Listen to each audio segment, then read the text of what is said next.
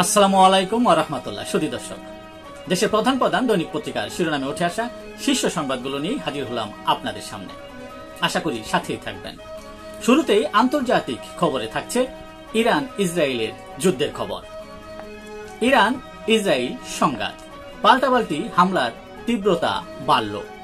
Iran Israel কেউ কাউকে ছাড় দেবে না। দুদেশেই ধ্বংস ও বিপর্যয়ের চিত্র। নতুন করে ক্ষেপণাস্ত্র হামলা ইরানের প্রতিরক্ষা মন্ত্রণালয়ের সদর দপ্তরে হামলা। মোসাদের 2 গুপ্তচরকে আটক করার দাবি ইরানের হামলায় ইসরায়েলের কয়েকটি ভবন ধ্বংসস্তূপে পরিণত হয়েছে। ইরান ইসরায়েল সংঘাত থামার ব্যাপারে আশাবাদী মার্কিন প্রেসিডেন্ট ডোনাল্ড ট্রাম্প ও ফরাসি প্রেসিডেন্ট ইমানুয়েল ম্যাক্রো। ইরানের সর্বোচ্চ নেতা আয়াতুল্লাহ আলী খামেনিকে হত্যার পরিকল্পনা করে ইসরায়েল, কিন্তু সেই পরিকল্পনা বাস্তবায়নের বাদ সাধেন মার্কিন প্রেসিডেন্ট ডোনাল্ড ট্রাম্প। বার্তা সংস্থা রয়টার এই তথ্য জানিয়েছে। মার্কিন সেনাবাহিনীর 250 বছরের পূর্তি উদযাপন অনুষ্ঠানে কুচকাওয়াজে সভাপতিত্ব করেন ডোনাল্ড ট্রাম্প।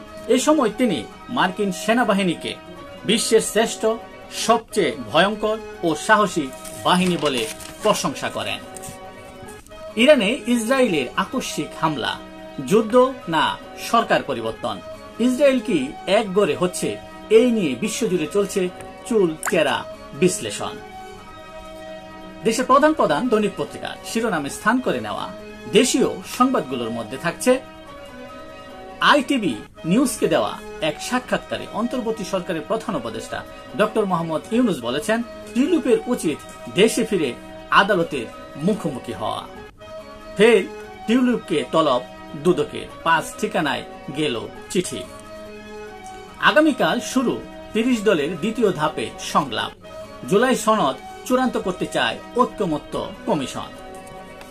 সাংবাদিকদের সিইসি, এই মুহূর্তে তারিখ নয়, যখন ভোট হোক আমরা প্রস্তুত। সরকারের সঙ্গে আলোচনা করে ধারণা পাওয়ার পর সিদ্ধান্ত। নির্বাচন 55 থেকে 60 দিন আগে তফসিল ঘোষণা। কয়েক মাসের মধ্যে 5 ইসলামী ব্যাংক একীভূত হবে বলে জানিয়েছেন বাংলাদেশ ব্যাংকের গভর্নর। আন্দোলন চালিয়ে যাওয়ার ঘোষণা ইশরাক হোসেনের। এ সময় জরুরি সেবা চালু থাকবে বলে জানান তিনি। সচিবালয়মুখী 17তম শিক্ষক নিবন্ধনকারীদের মিছিলে সাউন্ড গ্রেনেড ও লাঠিচার্জ করা হয়। বিশেষ গণবিজ্ঞপ্তি দাবি আন্দোলনকারীদের। দেশের প্রধান প্রধান দৈনিক পত্রিকার যে সকল বিনোদন খবর থাকছে তা এক নজরে দেখে নেওয়া যাক।